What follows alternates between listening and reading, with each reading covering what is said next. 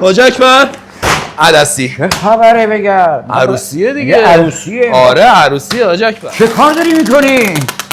عدسی درست کنیم دیگه حاج اکبر. تو که نمیخواد درست کنی که. اینا با تو گردن من؟ حالا شما درست کن. اینا باید با خود کنم؟ نه اصلا نیازی نیست حاج اکبر. الان خودم برات تو 3 ثانیه خورد میکنم. نکن 1 2. چجوری این کارو کردی شما؟ کاری نداره که بعداً بهت یاد میدم. حالا شروع کنیم درست کردن عدس. و اینو خیسش کن. چشم الان. حاج اکبر 2 ساعت هم خیس کن. چیکار کنم؟ خالیش کن دوش. همه کارا رو که من کردم پس.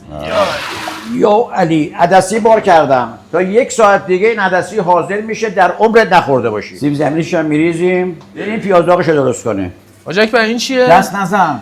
این فوتو کوزه‌گریه. آخر سر بهت میگم. بابا دمت گرم. بهش ظرفشویی اضافه میکنم. پیاز داغم آماده شده.